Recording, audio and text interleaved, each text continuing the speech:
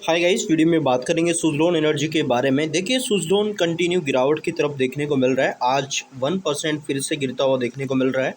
भाई आखिर चल क्या रहा है? क्योंकि सुज़लोन इस रिजल्ट से पहले देखा जाए स्ट्रॉन्ग देखने को मिल रहा था, वॉल्टिलिटी आ रही थी, बट रिकवरी में भी देखने को मिल रहा था। बट इस रिजल्ट आने के बाद तो कुछ ऐसे लेवल भी टूटे हैं जहाँ पे अभी के टाइम लग रहा है कि भाई रिकवर कर पाएगा। क्वेश्चन खड़े हो चुका है।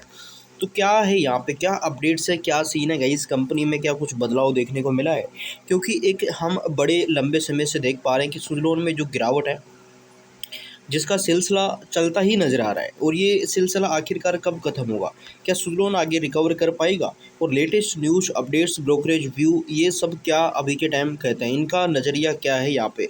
तो वो सब गाइस हम इस वीडियो में जानेंगे। सो इम्पोर्टेंट आपको बता दूं मैं कि अपना जो पर्पज़ है टोटली एजुकेशन है, तो प्लीज़ आप डिसीजन लेने से पहले एक बार अपनी रिसर्च कर लेना कंपनी में, क्योंकि शेयर बाजार में इन्वेस्टमेंट आपको भी पता है जोखिम के अधीन है, तो उस जोखिम को देखते हुए रिसर्च जरूर करिएगा।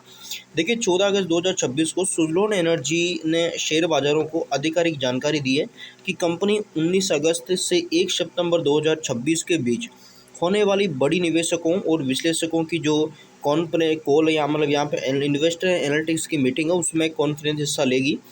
एंड ये बैठकें कई इस बड़े फंड्स के द्वारा होगी, यानी कि मोतीलाल ओसवाल, गोल्डमैन सैक्स, डैम कैपिटल, एलोरा कैपिटल जैसे दिग्गज संस्थाओं द्वारा आयोजित की जा रही है।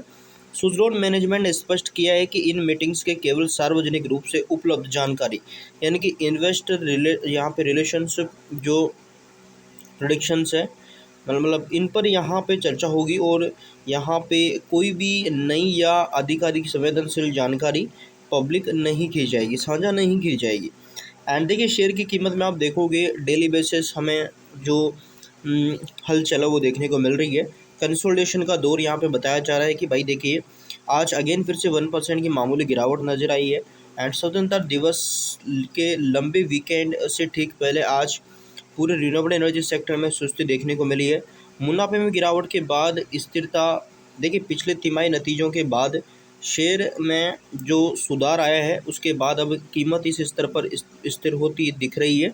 सुज़लोन क्वार्टर फर्स्ट फाइनेंशियली 27 के रेवेन्यू राजस्व में 22% की अच्छी बढ़त दर्ज हुई थी, लेकिन लॉजिस्टिकल्स और सप्लाई चेन की दिक्कतों के कारण शुद्ध मुनाफे में सालाना आधार पर 6% की मामूली गिरावट देखी गई थी। तो इसका जो दबाव है वो अभी भी बना हुआ देखने को मिल रहा है।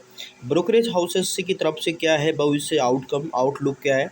तो देखिए, सुज़लोन 2.0 का रोड मैप, हालिया गिरावट के बावजूद मोतीलाल ओसवाल और जेम फाइनेंशियल से बड़े ब्रोकरेज ने इस स्टॉक को लेकर सकारात्मक अपना रुख दिखाया है।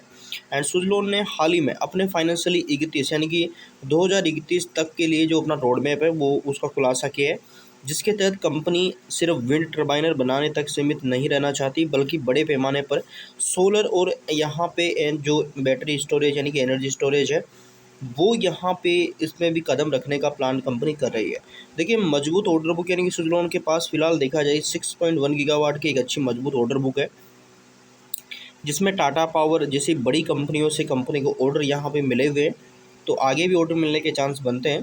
देखिए, मुनाफा इनके नेट प्रॉफिट मार्जिन में गिरावट, कंपनी ने हाल ही में अपने जून तिमाही में जो रिजल्ट जारी करे थे, वहाँ से रिजल्ट आने के बाद कुछ अच्छा देखने को नहीं मिल रहा है। देखिए, सबसे बड़ी चिंता इनकी ईबिटा मार्जिन को लेकर रही है, जो कि पिछले साल में 19.2% से घटकर 15.6% पर रहा है यहाँ पे। तो मुनाफा और मार्जिन कम होने से निवेशकों का जो सेंटिमेंट्स है वो ख़राब हुआ है। तो उस सेंटिमेंट्स के ख़राब होने के बाद इस तरीके की जो वॉलेटिलिटी वो सुज़लोन में देखी गई है।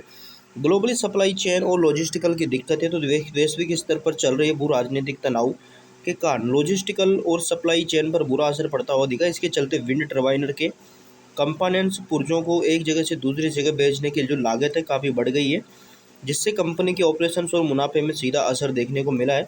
प्रोजेक्ट है कि यहाँ पे एग्जीक्यूशन यानी कि काम पूरा करने में देरी।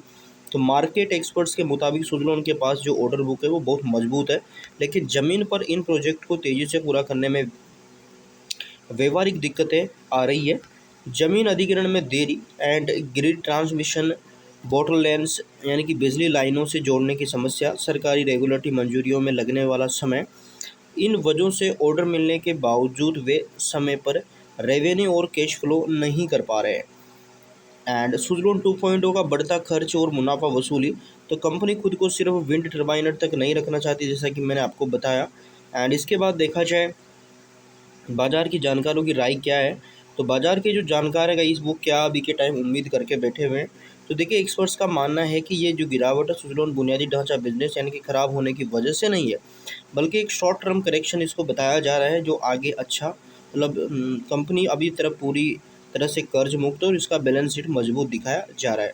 तो इस तरीके से गाइस सुजलोन की स्थिति हमें नज़र आ रही है। हालांकि फाइनेंशियली कंपनी ठीक नज़र आ रही है, बट आगे क्या रहेगा वो हमें आगे देखने को मिलेगा। देन आपको क्या लगता है तो आप मुझे कमेंट में ज़रूर बताइएगा गाइस, क्योंकि फ़िलहाल सुजलोन में अगर आप देखोगे तो हमें लगातार वॉलेटिलिटी देखने को मिल रही है।